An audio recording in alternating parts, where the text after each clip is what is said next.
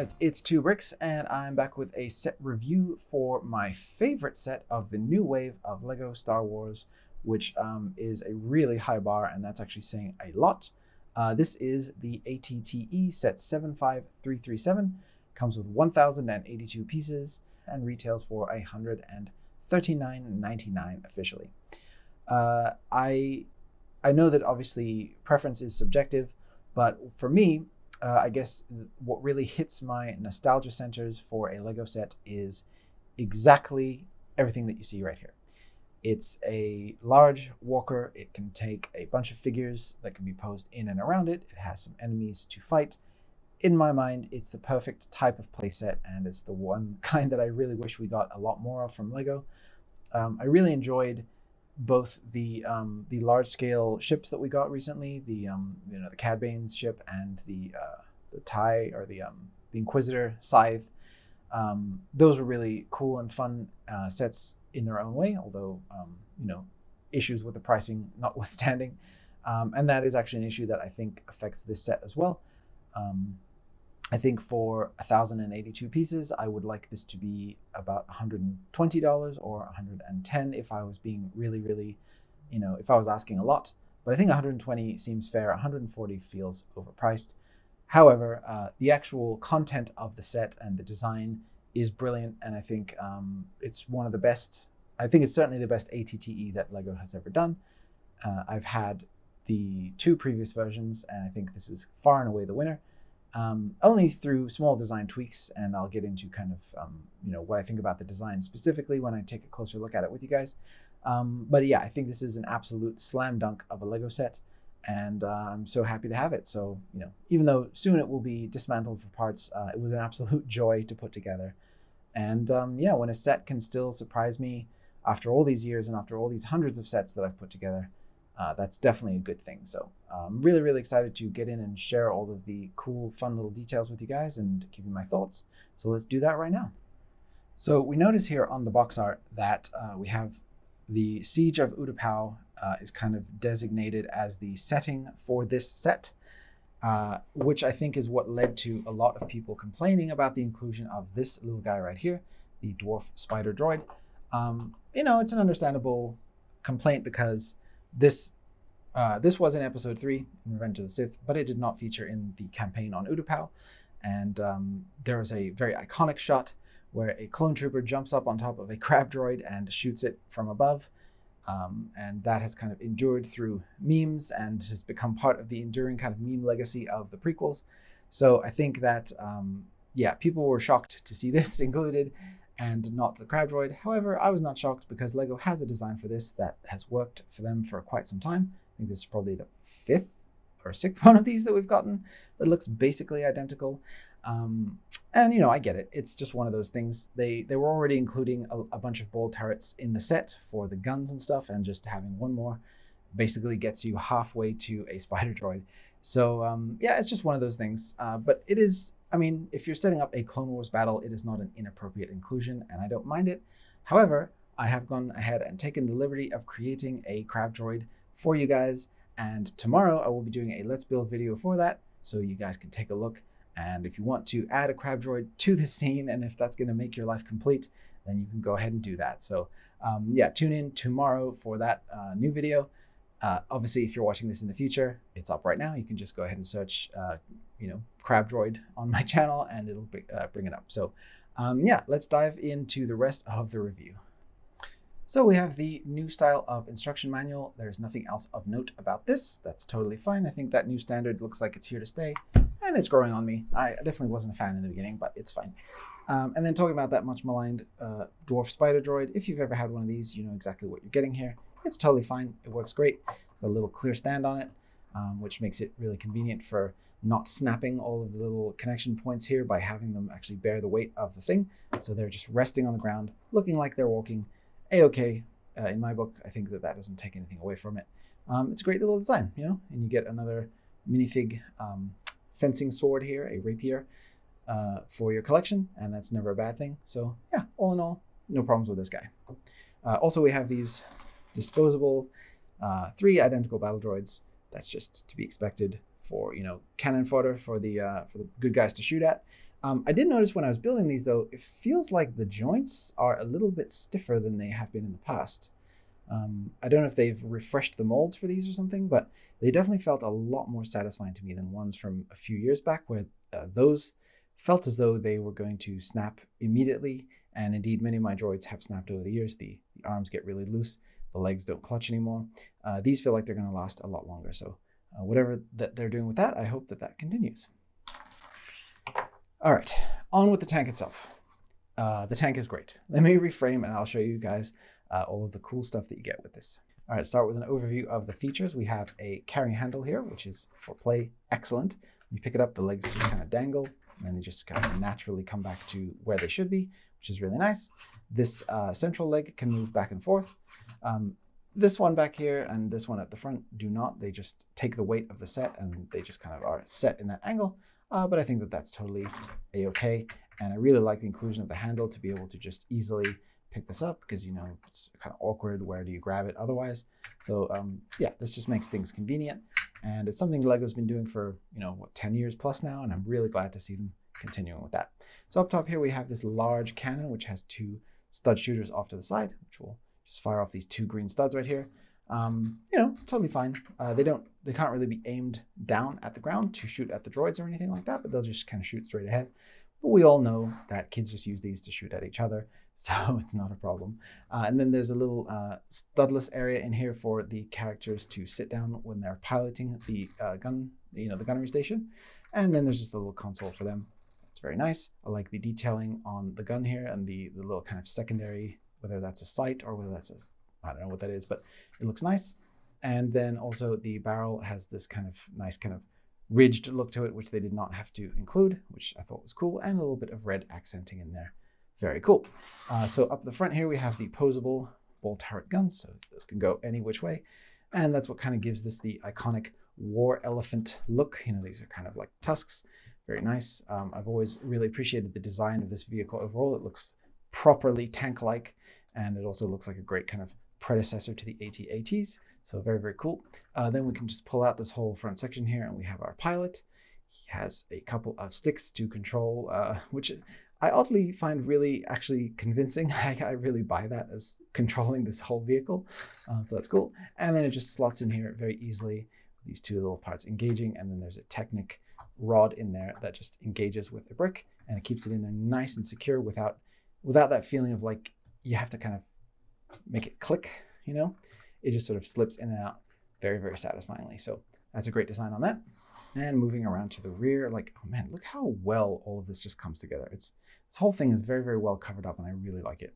So two more bolt turrets back here so you can really simulate a lot of action. And then this whole kind of back section here just is sort of clicked in very loosely with this very purposely loose connection right here to allow you to just pop this whole section open, bring this all down, and then you can kind of pull these up and you can have them off to the side. So this whole back section here really opens up and it's absolutely beautiful to behold. So you can see in here, there's space for a pilot plus 4 seated figures plus 1 figure standing. And I have currently the long rifles in here, but if you wanted to, you could actually remove the weapons rack and you could remove these guns and you could have an additional 2 figures standing off to the sides like this on these 2 jumper studs that are present. And that's absolutely phenomenal. I mean, I think for a vehicle of this size, that is the best storage capacity that we've ever had for figures. And that's only the back section. You know, we have a lot more up at the front, so that's awesome. We have a really nice little console piece in here that's showing some buttons and some targeting screens and a couple of little handles to the side here as well for the clone trooper to grip onto when he's targeting. So, you know, obviously the implication being that he's operating the rear gunner station here, the butt cannons, and that's very nice. And I really love the design and how these are just attached with a single stud down here, or a single Technic pin down here. And then these top sections just fold in to the sides to just come in and just meet everything absolutely perfectly. The angles and everything, the way that they come together, it's great. So for play, I think this is, can't be beat. It's really, really wonderful. So great job on that. I think A+ on the design of how all of that comes together. yeah, it's my favorite, like I said, for a reason. There's really, really good design work at play here. And another thing I really appreciate about this is that they didn't just go bare bones and say, okay, there's a seating area and there's a little, console for the gunner. There's a coffee mug, there's a fire extinguisher, there's some little kind of padding for the headrests kind of implied here.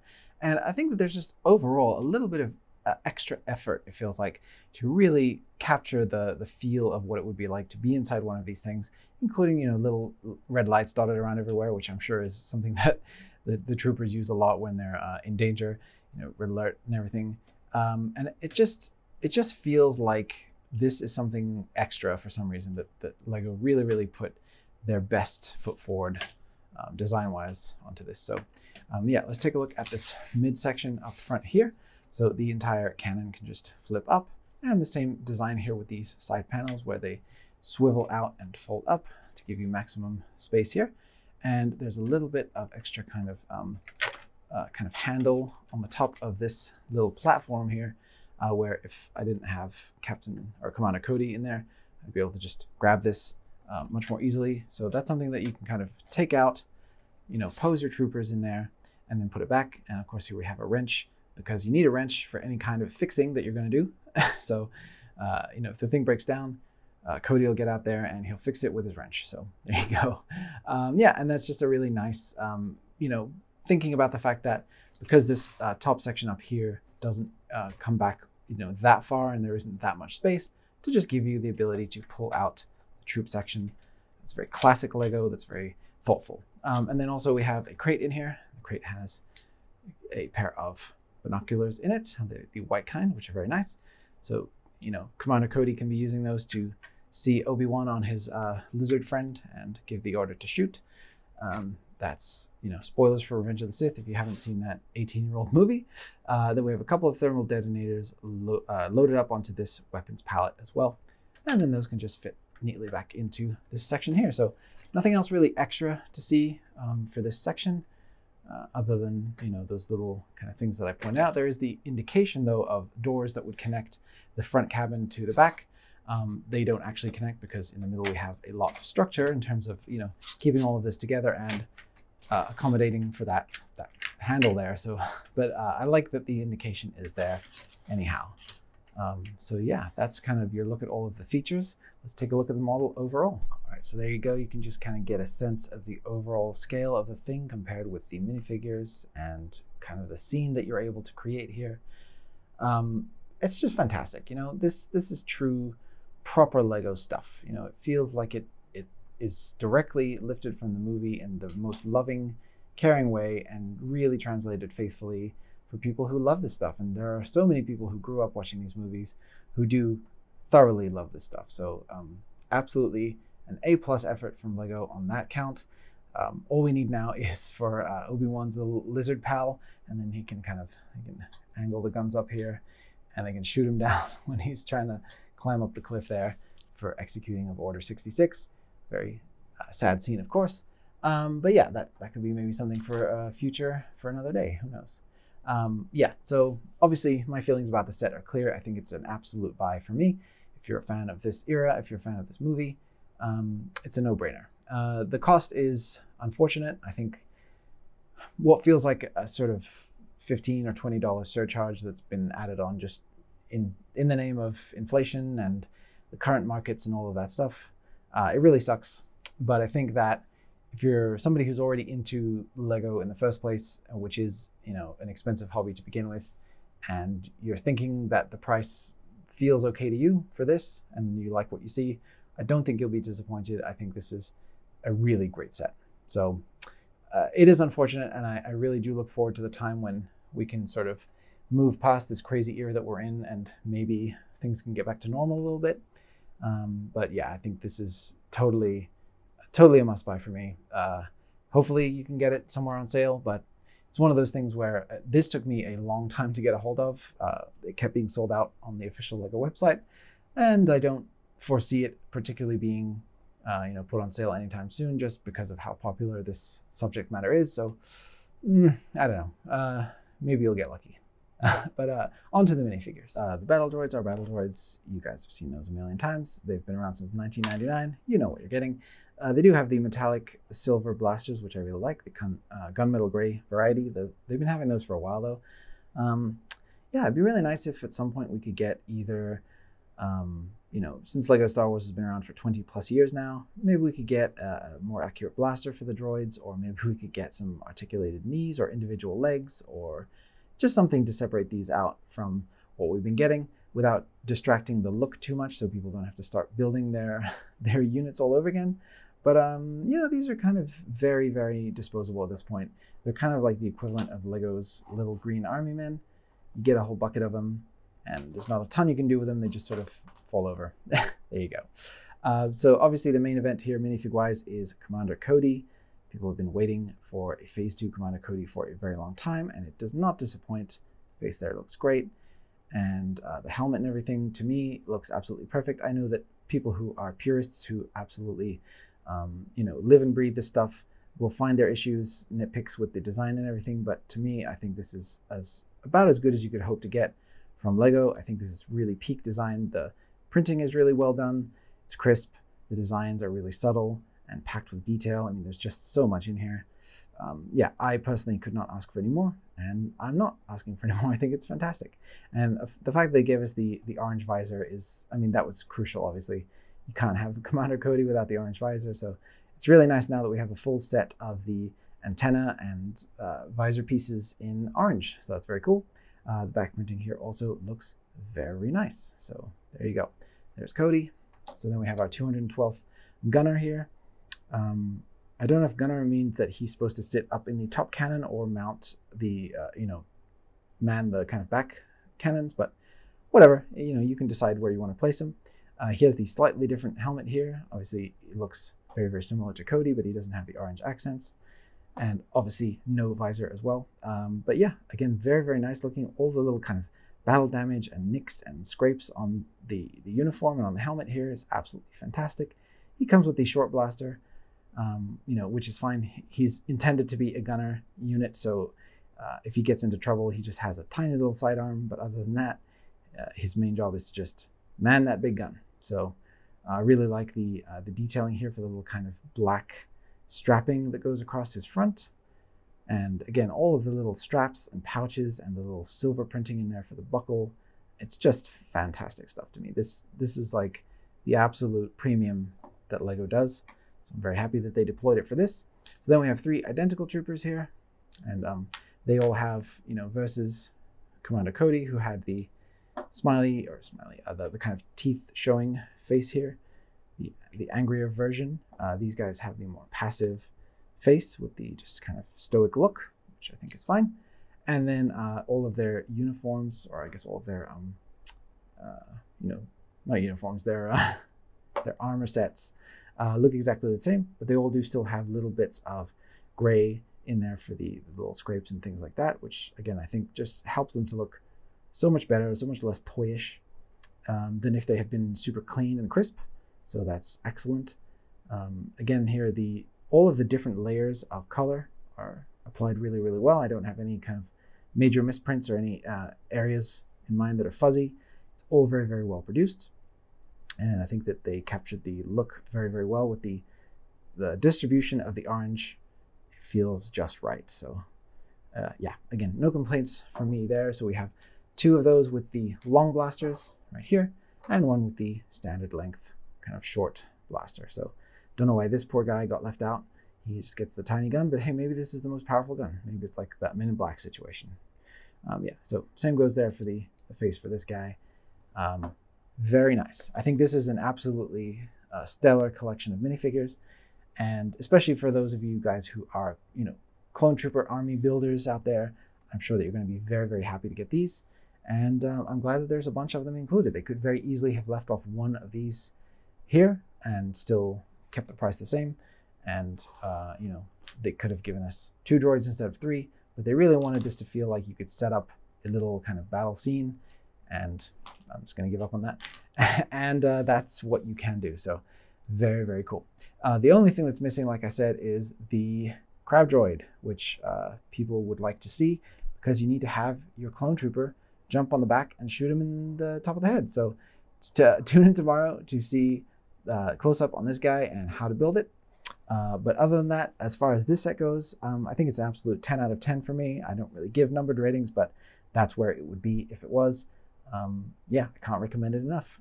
Again, if you guys are willing to pay the current times that we're in surcharge, I think you won't be disappointed. So yeah, that's going to be it for me today, guys. Thank you so much for tuning in, and thank you for kind of listening to me ramble on about this set. If you agree or disagree or have additional thoughts, or if there's anything that I did not show you guys, please let me know. Until the next one, thank you guys so much for watching, and may the Force be with you.